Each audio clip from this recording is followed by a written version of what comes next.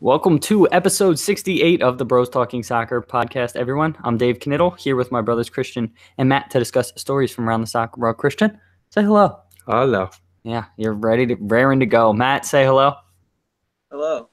All right. Before we get into the actual recording of the podcast, give a little something extra for YouTube viewers. Thoughts on the whole West Ham situation, since we're not talking about it on the podcast today? Well, I'm going to throw it in at the end of the podcast, maybe. So Okay. We'll see. If I remember, I probably won't. So it's interesting. It's a bold move, Cotton, from the fans. Just running onto the field mid-match in the 70th minute. It doesn't really make a whole lot of sense to do that, but I guess there's one way to make your voice be heard. Yeah, and it's stealing the corner flag and planting it. Pushing the captain. Yep. Well, I think the captain pushed them. Yeah, right? well. Whatever it was. Fight. Let's fight. Yeah. I want to fight. Okay, Matt, I know you didn't see any of it, but any thoughts there?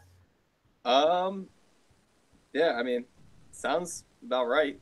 I mean, what's going on with West Ham? I mean, sounds awesome, but I mean, they would probably fun to be there. Well, You what? I had them finishing above Everton this year because I thought the players that they brought in were going to be good, and I was clearly very, very mistaken. They spent way too much money to be as bad as they are. Nah. I mean, that's a lot of clubs, though. I mean, Everton could be in that camp. Everton's in 9th place. Yeah, I think they should be higher. They're not in 17th or 16th place. No, they're not. That's true. I just want that to be known. Okay, there you go. Quick This is start to math. say it. Look up West Ham. Quick math. 2 Okay. plus 2 is 4 minus 1. That's 3. Quick maths. Okay. All right. Are we? Are you ready to get into this thing for real? Oh, wow, Noble really tackled a fan. Yeah. Okay.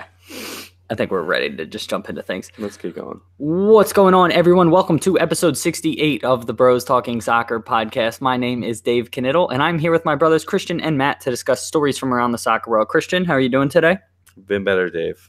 I didn't sleep, and I got up to watch Liverpool lose to United, so not great. Not great at all. We, I don't know about you, but I had a couple drinks last night, and so I'm not feeling the greatest either. So we are sitting on a couch, slightly hungover, and doing this podcast. Just I'm hungover then. Matt, how are you doing? Doing great, Dave. I also drank last night, but I'm still pretty young, so I'm feeling no hangover. Yeah. Sounds like Dave's just having a hangover to from be 4 young. beers. I had 6 beers. Okay. When did you have 6 beers? Well, we had a big one. Oh, my God. I'm counting that as 2 beers. So Oh, my yeah, I'm God. counting that as 2 beers. All right, Christian, do you have our trivia question for I this do week? have our trivia question. It comes from the wheel of Messi. Messi scored 600 goals now for Barcelona and Argentina. Do you know which team he has scored the most against and how many goals it is? Okay. I do not, but that's a good trivia question. We will I know, think it really over. good. Listeners, you will think it over as well, and we'll reveal our answer at the end. Before we get into our topics, a couple quick plugs. So we have partnered with StadiumScene.com. That is a travel guide for sports fans. So if you're going to a stadium in the U.S., you definitely want to go check out Stadium Scene. They have bars, restaurants, other things to do around stadiums, so they have reviews and recommendations, so you definitely want to go check them out before you go to any stadiums. They've also partnered with content creators like us, other people, the Lads podcast. They're really great. They do another kind of EPL focused podcast, and so but they have other partners. Mark, who we had on last week, is a partner with them, and so definitely go check out stadiumscene.tv to check out some of the content creators that they have.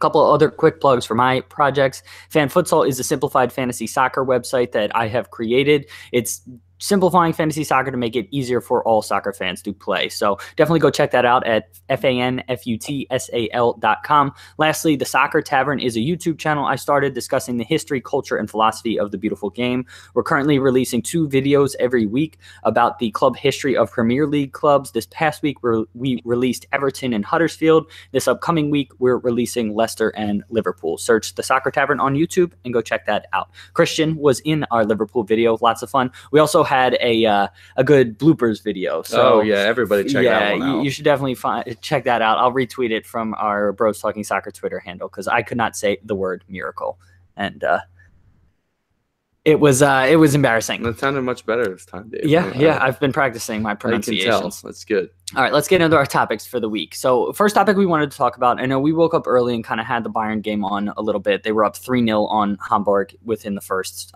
20, 25 minutes. They have a 20-point lead in the Bundesliga. It seems like they have that every single season. Christian, does anything need to be done from a Bundesliga perspective to keep it competitive, or are people just going to start losing interest in it?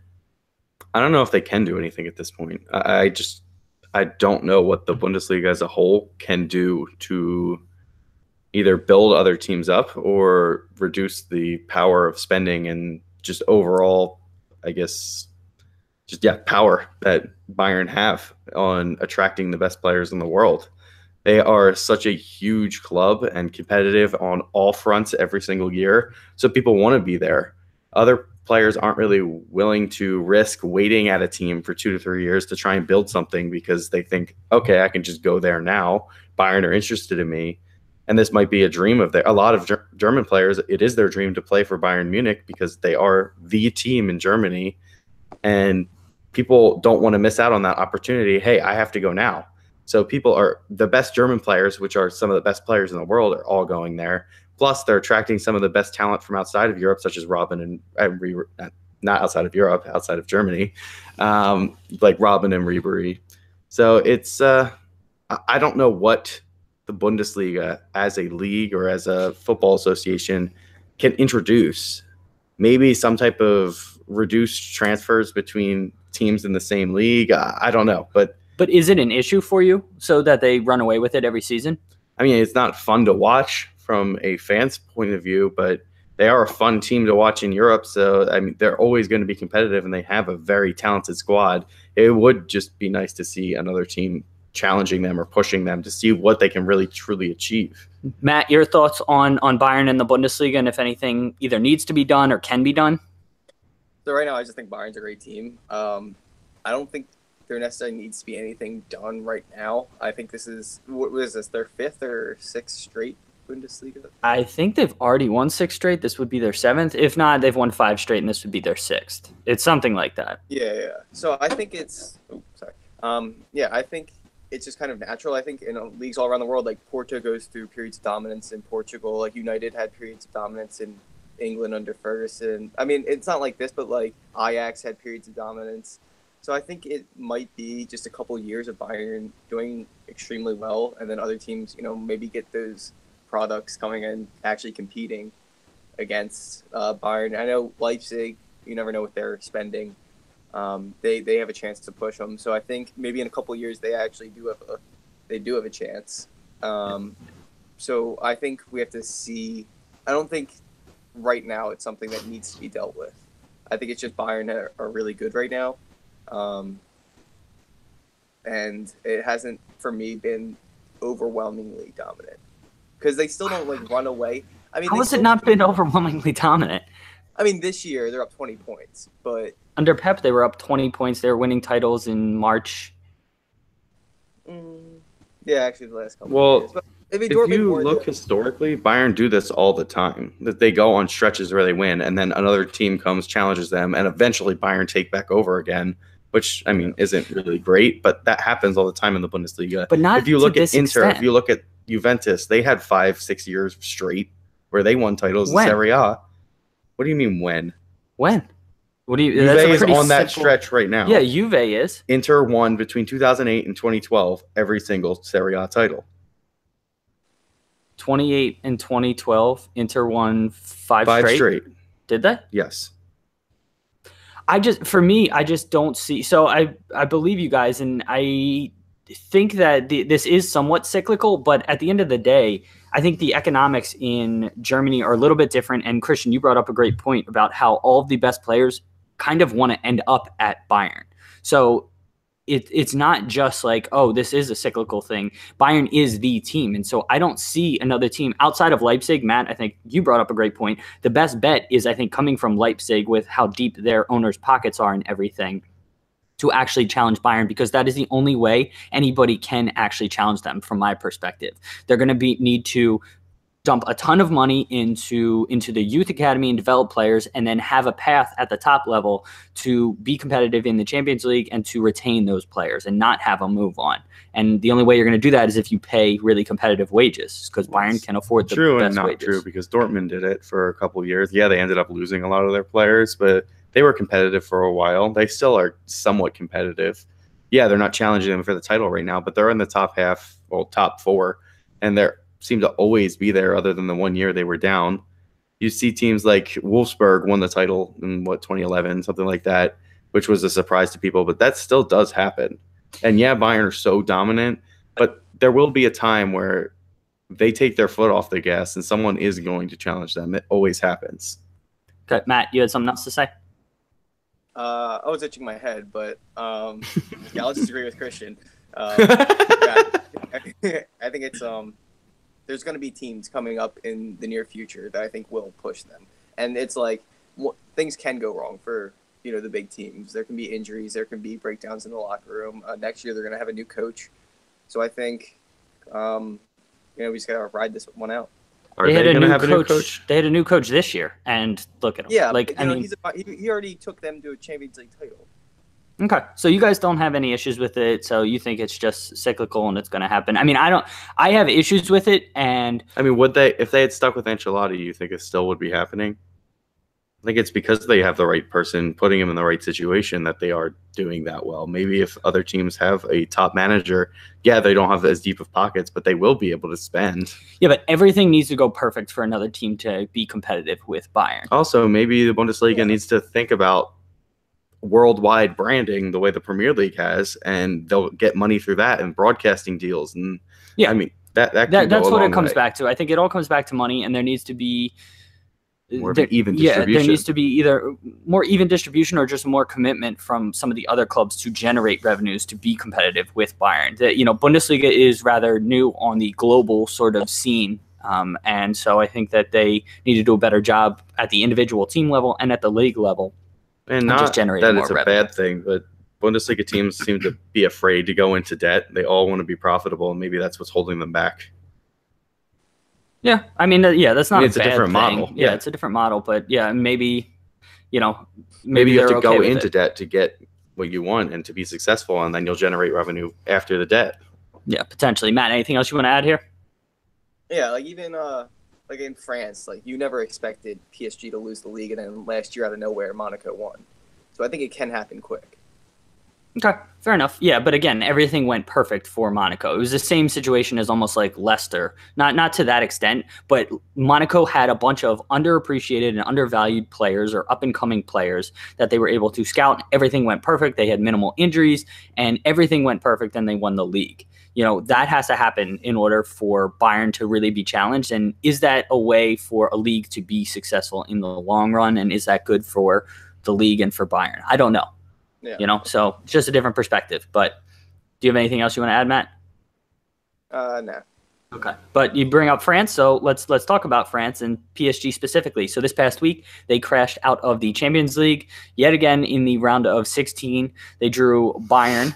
Nope, they drew Real Madrid. We were just talking about Bayern, so it was on the top of my mind. They drew Real Madrid and lost over 2 legs. Matt, your thoughts on PSG going out? Was it unfortunate luck with their draw? Is it something more deep-rooted in the club? What do you think? I think it was more unfortunate draw to get Real Madrid, the team that's won the last 3 of the last 4. They really know how to win the competition. Neymar going out injured. I mean, he was in the first leg, but that definitely didn't help with the second leg. I don't think it's necessarily like the article you sent. It was saying like you can't buy culture. I'm not like buying into that. Chelsea's won the Champions League. City's up there. Like that's how you get good. Like obviously, like Barcelona and Real Madrid, they say like they have this history, but they also spend unreal amounts of money, and they have so much money. So I think they go hand in hand, but I think money definitely helps get that culture. When you get the players, you get the system in place. Then like the historic clubs are going to win. I think money definitely helps you get there. So I'm not really buying into that. Christian, your thoughts on PSG? I differ a little bit from Matt in this perspective. I think that your experience goes such a long way in the Champions League, more than actually the spending power of these teams. I know that they kind of go hand in hand in this respect, but with managers and players who have won this competition before repeatedly, they have such an advantage over teams who kind of are new to the scene, like PSG. Yeah, they've been in the competition before, but they don't really have anyone who's won it before. And that really says a lot because what? Well, Neymar, but I know Neymar won it before, but he's out. And yeah, Dani Alves.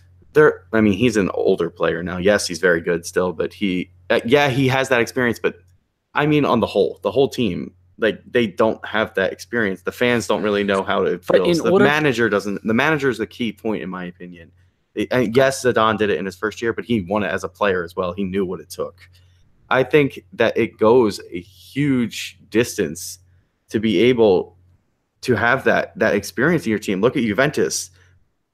Tottenham were dominating that game, and 2 goals in 4 minutes changed the entire complexion of the tie, and Juventus go through. Yeah, that can happen to anyone, but it seems to happen to the teams with more experience over and over and over again because they know what to do, when to attack, when to defend. They know the timing of how to play, and that experience matters way more than just spending and buying generally talented players. Yeah, to an extent, but at a certain point, you have to get experience. And Juventus has never won the Champions League. Yes, they've been to the final a couple times, but they haven't gotten over the hump. And so at a certain point, you have to have a collection of players that just is going to take that next step. And so I don't buy into the only way that you can take that next step is if you have players that have already won the Champions League. Yes, it helps, but that's not the only way you get it. You can get players that are talented and that have a culture. So I think I'm between the two of you in that you can buy talented players, but you can also buy culture. And if you buy the right players, like Man City credit company with coming in when they bought him, and his leadership and all of that helped them get over the hump and win the league. He had never won the Premier League before, but players like that were instrumental for them. And I think players like that on PSG, you saw Marco Verratti completely lose his head in that second leg, like just get a dumb red card that completely ended the match. That can't happen on the best teams. And that shows, I think, goes more towards the lack of culture. Matt, something to add? Just a quick question, because I was arguing with my friends about this at the time. Do you think the Verratti thing was a foul on him? Do you think it should have been a foul? When he got which the red one? Card when he started arguing with the red. No. I mean, it could have been. It was a light foul if it was one anyways. But he was looking for an excuse to get a red card, and I've seen him do that in past games too. Yeah, I agree with that. Okay. Yeah. And then my friends were saying that was a clear foul, and I was like, I think he kicked out and just fell. Like he looked for the contact. Yeah, because he was. I mean, you see that a lot of times with players, especially center midfielders or defenders, when they're surrounded, they kind of look for contact and a way to go down. It's just a way to get out of pressure. So let me phrase one more question on PSG. So Christian, you kind of touched on this. So why don't we start with you? If they had Zidane or Ancelotti or Conte, all theoretically could be available this summer. It looks like Emery is probably leaving because he's out of contract. Are they in a better spot next year? Would you consider them to be, I don't know about favorites, but would you favor them more to advance in the future? Yes. Okay. It's just as simple as that? So I think it's not really the players? I think, adding a talented player, adding someone who has a leadership quality on the team, maybe someone in the center of midfield, maybe someone to partner Thiago Silva in the back, even though that's not really one of their weakest spots. I still think having someone in the core of your team with true Champions League, either winning experience or getting late in the competition experience, goes such a long way. So if they add someone like that with a manager who's been there, done that, they can absolutely be challengers and win it next year. Matt, thoughts on manager? I think just the players getting another year under their belt and a manager definitely helps. Because like Neymar and Mbappe are new. And also, didn't Thiago Motta win with Inter? Maybe. I don't know. I believe so. Yeah, I mean, that's a center midfielder, and he's like 35 now. Yeah, he's not going to take over a game by himself. Yeah, but I'm just saying, like, they have like people with the culture to teach the young guys and like the inexperienced guys. That's what I'm saying. Like, I just think they maybe it's an unfortunate draw. It's hard to beat Real Madrid, but I think they're definitely much closer than most other teams. They're still a top 5 team in the world, and I don't really think I can really argue against that. Yep, I'd agree with that. And I also think you bring in any of those 3 managers, and I think it is a different situation. And I don't think it comes down to the players. I think it is more on the manager from my perspective. I think the manager definitely helps. I mean, the manager last year blew a 4-0 first leg lead. So you know that they have that susceptibility. And if you were going to beat Real Madrid, this was the year to do it. They aren't playing well. Yes, they have really star players and players who have won the Champions League the past 2 years. But they are not playing at a high level right now, and PSG missed out on a huge opportunity for themselves. Yeah, but in fairness to PSG, they had injuries and they had, they had their own issues that they were dealing with. So with that, I think that brings us to the end of this section, our first section. You're going to hear a little bit of music, and we will be back with our second segment. Talk to you soon. Second segment session. Yeah. Okay. Are we? What is Szechuan? Yeah. Szechuan sauce. Szechuan segment. Is that just because the words sound Yeah. similar? Okay. Okay. All right. New York. How now, brown cow? Segment 2. We're going to talk Brad Bobley. Oh, nice. I love Brad Bobley. Bob Bradley. Bob Bradley, and then young MLS Bob Bradley. I don't know what the obviously a little foggy. Here we go. A little foggy right now. Here it comes. No. Here it comes. No, I'm gonna keep my shit together. Welcome back, everyone, to our second segment. First up, we're going to talk Bob Bradley recently did an interview, and he said he wishes he was never offered the Swansea job. He said he felt like not everyone at the club was on board with him, and he was set up to fail. Christian, do you agree with Bob Bradley on this? No, I don't at all whatsoever. I think it's absolute nonsense, and he's just looking for an excuse for poor performance. Yes, he didn't get enough time. He should have had plenty of more time. He didn't get them funds he needed to build a squad. He was brought into a bad situation already. And what? These all sound like legit things that he has. I understand that, but it's on him. He could have done better, and I understand. You can't say, I wish I wasn't offered. He had the opportunity to turn it down if he thought it was going to be a bad situation. You can't blame someone else for offering you a job. Like, you have the power there to accept or reject it. And yet, maybe he was offered false promises with the job. And that when he came in, they said, you'll have at least till the end of the year, no matter what happens. But we don't know that. And if he thought this situation was going to be this bad, then he should never have taken the job in the first place. Matt, thoughts on Bob Bradley's comments? Do you agree with him? Yeah, I don't agree with him. I agree with Christian. I think he was put into a difficult situation, but I don't think the club was out for him to purposely fail. I don't think anybody wanted him to fail. Everyone in the club wants to do well. Swansea doesn't have the most talented team, and I guess they weren't in the best shape when he took them over, weren't in good form.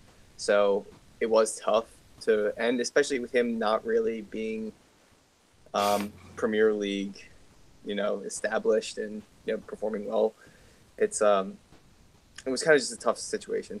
Yeah, not wanting him to fail is not the same as wanting him to succeed. So I don't think people wanted him to fail, but I think there is an element of people didn't necessarily want to see him succeed. And, whether that was the supporters or people on the board, we don't really know because we're not that close to all of this. But I think he has some sort of a point.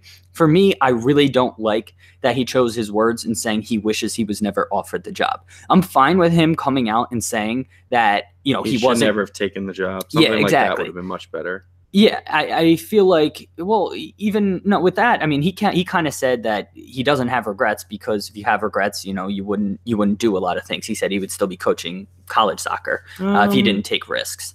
So, but for me, I think I'm okay with him coming out and kind of saying that he wasn't set up to succeed and all of that. I just wish he didn't say that he wishes he was never offered the Swansea job, because that makes it seem like it wasn't in his control, because it still was within his control. And yeah, there were reasons why he wasn't successful, but I don't like his choice of words there. Yeah, he makes it sound like he was forced into it, and it just didn't rub people the wrong way at least when I was reading it. I didn't like the way that he was. It did rub people the wrong way, right? Yeah. I think he did a double negative. Yeah. Weird. Okay. Well, yeah, it rubbed me the wrong way. I did not like his choice of words, similar to Dave. Rubbing the wrong. We're constantly using that phrase. I just on this love podcast. it. It's just, we might as well change the name of the podcast to Rub the Wrong Way. I think that Bob just he went out there and just said what he felt, but it was not correct, or he chose the words the wrong way. Yeah, I mean it's not right or wrong, because that's how he felt. But yeah, I just didn't like his choice of words. Matt, anything else you want to add? Yeah, I was definitely rubbed by what he said. Which way? Wrong way. All right, so let's cross the well, no, I guess we're already in this country, but let's talk MLS now. So stick in MLS, because that's where Bob is now. A recent article came out from the Washington Post, and it featured JJ Koval and Steve Newman, two former MLS players. Koval went on to become a dentist, and Newman is now in business school. They were top 10 draft picks over the last few years, but chose to leave MLS to pursue careers outside of playing soccer. Matt, first up, are talented players choosing to leave the sport, is that a bad reflection on like U.S. soccer culture or anything like that? Like, do you take it that way? Yes and no. The current state of the MLS, like, I don't blame the players, especially with like their salary and just like, it's not the same as playing like the other major sports in America, where you're more of a glorified like star and you get to experience, that star life. And I feel like MLS, it's like kind of in between, and it's kind of weird with like some of your players are stars and like some of them are just like kind of professionals that are just doing a job. And there's like a big pay difference between like the designated players and like the lower players on the team. So, and just like the overall publicity of America and how Americans view soccer, it's not the same as playing, American football or basketball. And these guys, like, they were at good schools and they have their degrees. They were at Stanford and Georgetown, ones they were talking about. So it's like these guys are getting great degrees and they can make a lot of money in other professions. So I'm not necessarily blaming them. And like, I don't think it necessarily reflects poorly on the MLS, because everyone knows it is still growing if you're following. So I don't think, and it's not like these guys were major stars when they got to the professional level. I mean, obviously they were top 10 picks and like you wanted them to succeed, and they gave it a go, but it wasn't what they were expecting. And I'm not going to fault them for, dropping out to pursue a different career. Christian, thoughts on, is it a reflection on U.S. soccer culture with this happening?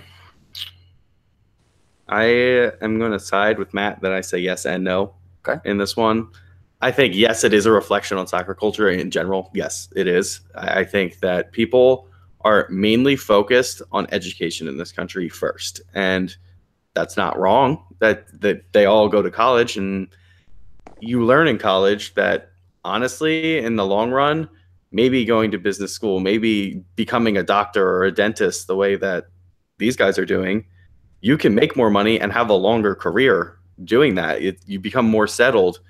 You are in a high pressure situation when you're in sports world. It's just how it is. You never know where you're going to be next 6 months, next year. And if you're not one of the stars, you're underappreciated as well a lot of the time. And compensation, Matt, you touched on that. That was a good point too. They're just not compensated. Exactly. Yeah. So it's a tough lifestyle that's not for everyone. Yeah, a lot of people love to live up to that challenge, love the not knowing where they're going to be, love the just adventure. The adventure that you go on in professional sports. But I wish that I could have had to make this decision, because that would have been awesome to be able to pursue your soccer career. But to read that, I think it was Koval that said he hasn't watched a soccer game since he stopped playing. That's really sad that it burned him out that much. But if he's going to be a dentist, he's going to be making so much more money, have a really stable career that way. So I don't fault them at all for what they were doing. Yeah, and I don't fault them either. And I think it comes back to two things for me. So the first is, Matt, you touched on the compensation thing. I mean, these guys were making, in Newman's case, he was making, I don't know what he was making, but then the next year he took a $30,000 pay cut, and it wasn't his choice, right? So MLS, because of their salary restrictions and salary mechanism or roster mechanisms and everything like that, there's not much negotiation or room for these players for the first 5 years of their career. And then beyond that, both of these players requested trades. They weren't getting playing time. Both organizations kept them and basically didn't play them in games, didn't give them opportunities elsewhere, and that basically burned them out. And so, yeah, it's a young league, and you're going to have these growing pains associated with that. But I think that was the most telling for me, in that I think MLS does play a certain role and is at fault for these players leaving the game because of the roster mechanisms that we have in place. And that's what, we're going to touch on that maybe a little bit later in this podcast. But that is disappointing to me. And I think a lot of those things may change in the coming years as the salary cap continues to rise in MLS. And as the league continues to grow, there's more opportunities at the lower levels, people to make legit livings from the game. And then as that grows, maybe they see a long-term future in the game. Newman at least has aspirations to be involved on the business side of soccer. And, as the game grows here, there's going to be more opportunities there. And then, maybe someday, Koval as a dentist may be able to make just as much, if he stayed in soccer, whether it's a coach or going into the administration and all of that stuff. And so I just don't think we're there yet. And so it is a reflection on the current state of soccer culture, but I don't think it's terrible. I just think it's a reality of where we are right now. Anything people else? aren't brought up. I was reading the article, and it was saying in England and other parts of the world, a lot of people are brought up saying, if I don't make it in soccer, I'm not going to make it. In America, you have so many different opportunities by going to school or just in general. Like, there's just many opportunities that you could go to technical school, you could go to college and major in whatever you really want to do. Mm-hmm. It's a big difference here, and it's not a bad thing. It's not a bad thing at all. It's just the culture of America more than it's the culture of soccer. I necessarily don't agree with that. I just don't think the money's there for soccer because our other athletes, I feel like that applies to them in football and basketball. You're either going to make it or you're not going. You're going to make it in the sport or you're not going to make it. And I think that is. Well, no, I think that there's definitely an element of that just because of a lot of times it's the culture that they come from. A lot of times it's poor background, not a ton of education and things like that. So I get it to an extent, but that's not necessarily mean that it's a good thing, right? Yeah. It'd be better if those guys did have opportunities, right? Yeah, absolutely. Because for every LeBron James you hear, there's hundreds of people that got hurt at the wrong time or that that didn't make it for whatever reason. There's so much luck that's involved with being a professional athlete, from injuries, from being seen by the right people, from surrounding yourself with the right people, that there's plenty of people that have sad stories and, we don't necessarily hear them. And so it's almost nice sometimes that these guys, soccer didn't work out for them, but they're still going to have good lives. They're not like swirling in debt and, got all kinds of issues. So, in case any of you are wondering, Dave's telling the story of his own life. No. He's so sad he got hurt in college. Okay. He'd be the star of the MLS right now. No. But if I was born 5 or 10 years later, things would be different. If only. And if mom and dad supported you, right? No. It's not that. It's the fact that the union came about, and the academy and everything like that came about just a little bit too late for me. Yeah, just to shove it in your face. Just a little bit too late for me. All right. Anything else to add, Christian, on this? No. Matt? Nah. All right, that's the end of our second segment. You're going to hear a little bit more music, and we will talk to you in our third segment. Talk to you soon. Thanks for bringing that one up.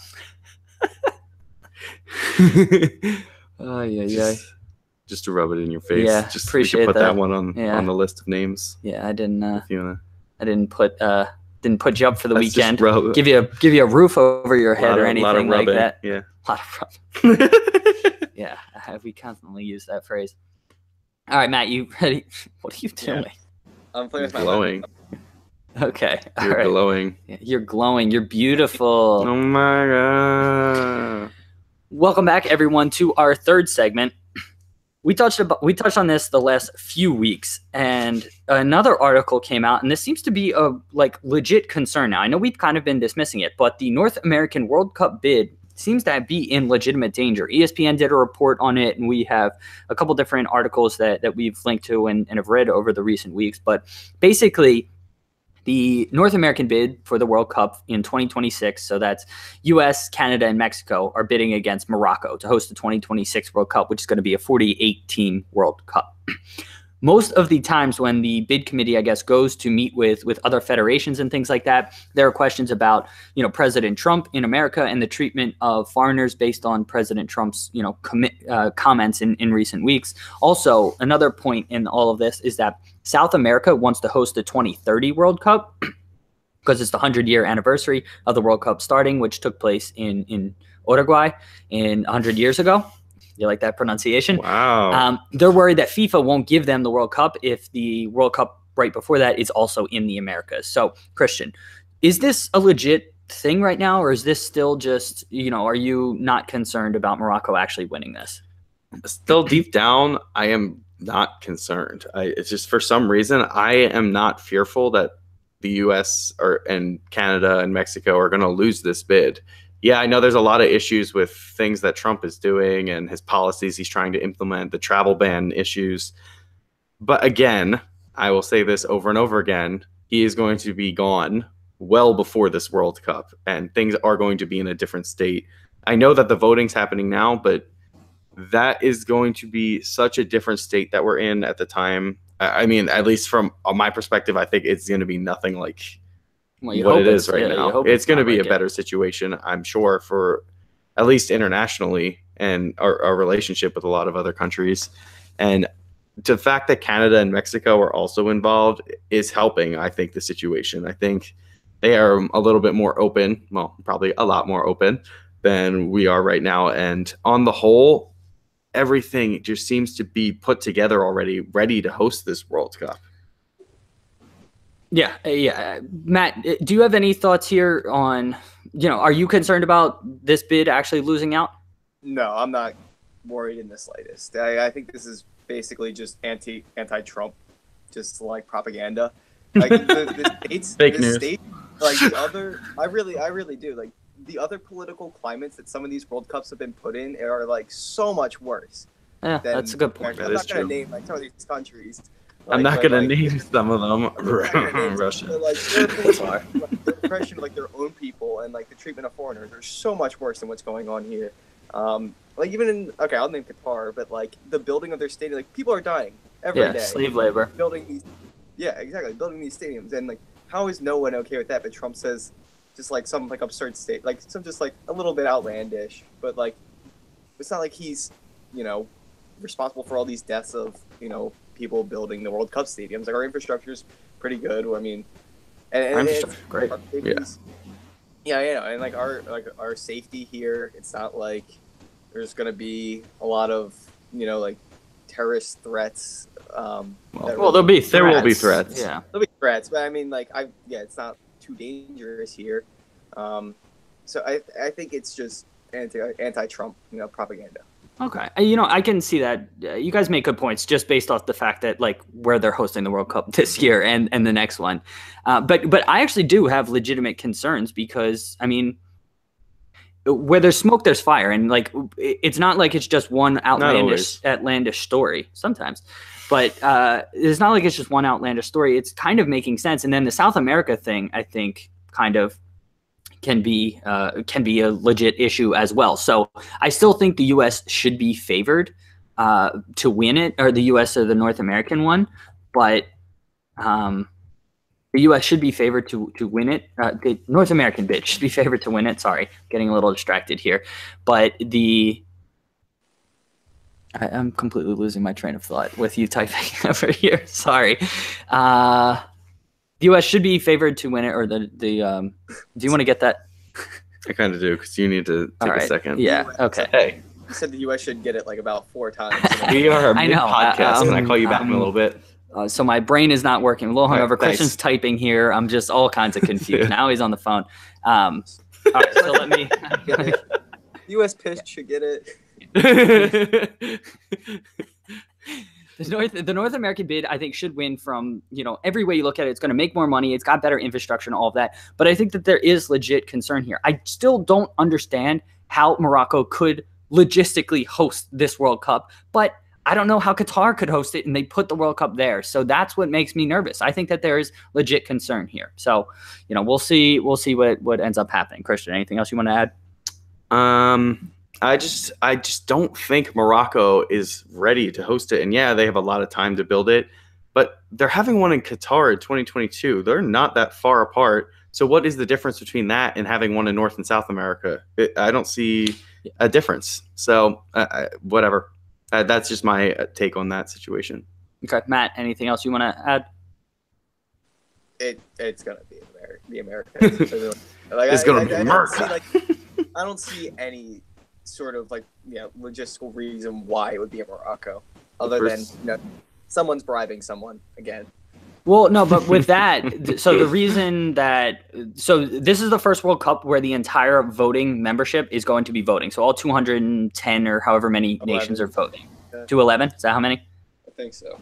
Yeah, 211 nations are voting. Before it was a 20 or 30 person executive committee, and that's where a lot of bribery was coming into play. It's a lot harder to bribe all those different types of people. But when the population is much broader, the interests of the individual countries may be very different, and some people may vote more politically motivated or emotionally motivated rather than economic sense. And so I think that there is a legit risk there. So I don't know. We'll see what happens. We'll obviously be following it. I think voting takes place in either right before or right after this World Cup. So it's taking place in 2018. I want to say 2019. June. That was early in 2019. I think it's okay. I think it's this year. So I think it was. It did say June. Yeah, we'll be following and obviously report on that whenever it happens.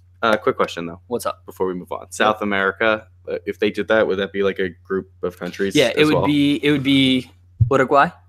Oh, Argentina Paraguay? And I don't know if it was Paraguay or Brazil. Or would they no, it wasn't Brazil. Okay. No, it wasn't Brazil. Chile? No, I don't think. I think it may have been Colombia. I can't remember. What's up, Matt? Bogota. Yeah, I was pronouncing Uruguay or Paraguay. Uruguay. Yeah. Okay. Last topic we wanted to cover here. We actually had a listener question. So thank you, Matthew Miller, for sending in the question via Mark Lawson, the guy we had on last week. Mark, game day tourist. Mark. So Matthew said he sent in a question about MLS teams not winning the CONCACAF Champions League. So his question, and I quote, "I wonder if this is something to do with the roster system they have in place in MLS. Typically, you win the league, then you will strengthen your team to compete domestically and in continental competitions, but MLS clubs can't do this." End quote. So, Matt, what are your thoughts there on MLS competing in the CONCACAF Champions League? What's it going to take for them to do well? Are they at a disadvantage right now? What are your thoughts? Well, yeah, they're at the disadvantage. Like what you're saying with the roster setup, and I didn't even think about that. How when you go like in Europe, when you qualify for Europa League, Champions League, you get the money, and then you keep pretty much your entire core, and then just revamp, like even get better players with the money. So, like in America, where it's so much changes every season, a majority of your players, but you do lose a lot more than I would say like the European clubs.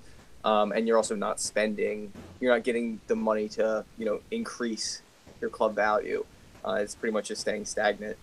You get some money, but it's still not the same as over there. And the difference between Liga MX and MLS salaries, we said it was like 500,000 is the average salary in Liga MX and 200,000 here. So it makes sense that better players are going to want to play for more money. Especially with the depth, it's tough with the MLS playing, in our season and then having to go play another one and having like the squad depth that is just not there. Okay. All right. I have thoughts, but Christian wanted to give you your thoughts first. I think the financial aspect of it does go a long way. I think that attracts more players into a league, and it also creates a deeper squad, which has been the number one issue, I think, in MLS, as we've discussed on many podcasts before. It's filling out the lower and middle portions of your squads. I think that is the key aspect of why we're not competing in the Champions League. We don't have the depth to compete in multiple competitions. You even see, it's happened a little bit more recently, but before, teams either focused on the Open Cup or the MLS. It didn't seem like teams that were doing well in both competitions, at least from my perspective.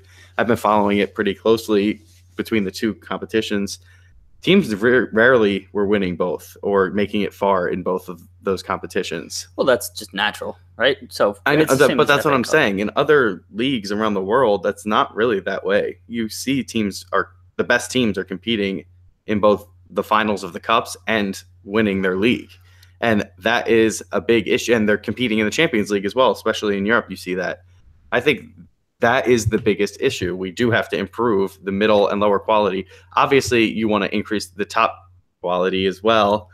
But that is the last piece I think that needs to be fixed. Yep, and that's what I bring up every time this topic comes up. We need to improve the bottom and middle parts of the MLS roster, and that's what of MLS rosters, and that's what the league is trying to do with TAM players, with the salary cap. I mean, basically the salary cap has doubled this year with all of the allocation money and the targeted allocation money that teams are given, and they don't have to spend it, but they can spend it if they want. So Toronto, Matt, in the example you're kind of using, Toronto was able to keep most of their roster, and they're rumored to be getting Matthew Valbuena, and so they just made an inquiry for him, and they added Gregory Vanderveel to that roster. So on top of the players that they have, they've added two guys who, are known on the relatively stage. Are known.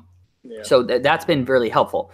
The biggest issue with why MLS can't compete right now is, what you were touching on. So I know I put in the email. That was my stat I was going to use, but I didn't realize I sent it to you guys. But basically, at least within the last few years, the median Liga MX roster salary is right around $500,000, and MLS is closer to about $200,000, and that's median. So the average salaries are a little bit closer, but that's because you have MLS players that, the designated players are stretching out the budget, and then you have other guys making $50,000 to $60,000 a year.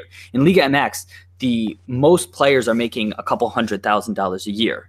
So in MLS, that's not the case. And that really is the middle and bottom part of your rosters. And that's why Liga MX clubs are doing better than MLS clubs.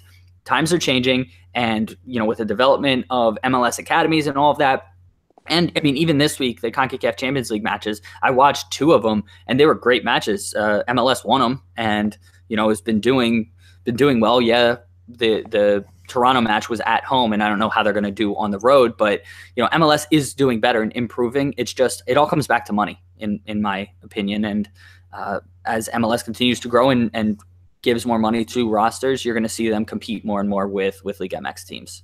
Anything else you want to add? Just so median is average. Just a different average. Yeah. Well, it's a different average. Well, you said. So mean. The median. Yeah, because most people, when you say average, assume mean. Wow, they must not be statisticians. Yeah. Thanks for that, Chris. I was just trying to help out the listeners. There you go, Matt. Anything else you want to add? I'm sorry I stole your stat there. Yeah, you stole my stat there. I was confused how you knew that, and I was like, oh, damn it. You know what? I didn't think I took that out. No, you sent that in the email. Yeah, that's my bad. Okay, so nothing else you want to add, Matt? Nah. Okay, apology accepted. Anything else you want to add on this topic or any other topics, Christian? Yeah. Hey, everyone who's listening who wasn't tuning into the YouTube channel for some reason. I don't know why you guys weren't there. The West Ham match today, how hilarious was that? I mean, it's not hilarious, but at the same time, it's freaking hysterical. So I don't know what's going on with their fans. I really don't know what the deal is between the board and the fans right now. What are the stewards doing? I don't understand how the stewards literally took almost a whole minute to finally get out to get this guy off the field. The guy who was planting the flag. He took a corner flag out and ran to, not even ran. It was very slow the way he got to midfield, plants it in midfield, and then everyone's just like standing there like, where the hell are the stewards? Like, it was so weird. Weird situation. Yeah. So we'll be following that. I'm sure there's going to be all kinds of stories and videos written and videos produced about that. So I'm sure you'll find that on social media. Videos could be written. Stories could be produced. A couple other things I wanted to mention. We'll tweet them out from our Bros Talking Soccer Twitter handle, which you should follow. Mike Piazza, who is now the owner of Reggiana in Serie C, however you pronounce that. So the third division. Is that the baseball catcher? Yeah, the baseball catcher from Norristown, Pennsylvania. I didn't know he was from there. Yeah. So he owns a team, but he was freaking out. He gave this hilarious press conference about paying rent for their stadium. So you should definitely go watch that. It's about a 10-minute rant, and it's absolutely hilarious. And the other story that's hilarious from this is a player got sent off, got given a red card for telling the ref his name.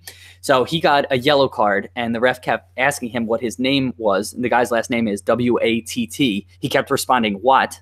And the ref kept saying that he thought he was just being a jerk and was like, so he sent him off for dissent, and eventually got explained, and the red was rescinded. But that was pretty. Because I think it would have been funny if they had to play the rest of the game man down. Yeah, and then the last thing, Claudio Pizarro has scored a goal every year for the last 20 years in the Bundesliga. So we have a video that links to that. So he's had a fantastic career, and really cool. I didn't realize I knew he was good and all that, but just having a 20-year career and the goals he's been scoring and all of that, he's a fantastic player. So definitely go check that out as well. Christian. Yeah. Recap our trivia question, and we will give our answers. Trivia question this week is brought to you by the Messi Wheel.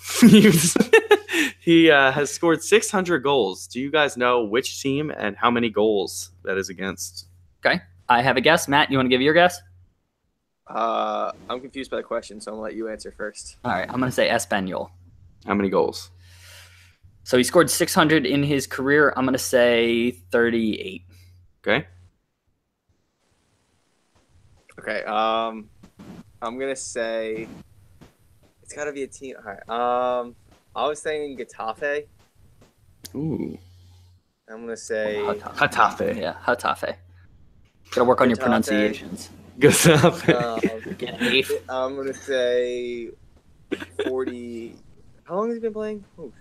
43. Okay. All right.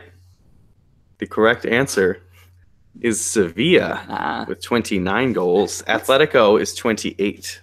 That's impressive because he scores most goals against the big teams. Yeah, because that's the thing. I would think he would just bag a hat trick or the top 5 goals against some of the crappier teams, but I guess not. Top 5 teams he scored against: Sevilla, Atletico, Real Madrid, Valencia, and Athletic Bilbao. Wow. The other top teams. Yeah. Wow, that is impressive. Just another crazy stat from him. And as we're recording, Chelsea just scored again. With that brings us to the end of the podcast this week. If you want to check out all of these stories and topics we discussed, we will tweet them out from our Bros Talking Soccer Twitter handle, which is @BTSoccerPod. They'll also be in the podcast show notes, so definitely go check them out. If you want to get in contact with us, send us a listener question if you have thoughts or anything like that. Our email is bros.talking.soccer@gmail.com. We have a website, brostalkingsoccerpodcast.com. Go check that out. Read about us. You can check out past episodes and all of that. Lastly, we alluded to this earlier, but we record this thing live on YouTube. So go find the Bros Talking Soccer YouTube channel. We'll link to it in the podcast show notes. Follow us. Interact with us while we're recording. It'd just be a ton of fun. Christian, thank you for being here out in San Jose. I'm going to miss you. Are you? Yeah, I'm going to miss you so much. Matt, thank you for being here and talking with us this week. And listeners, thank you for listening to us. We'll talk to you next week. See you, everyone. Good job, guys. I think it was just fantastic. It was just so good. Can we eat food now? Yeah, I know. I'm starving. And yeah, no, I actually think it was good. We got some good outtakes as well, so it'll be good. Bye, YouTubers.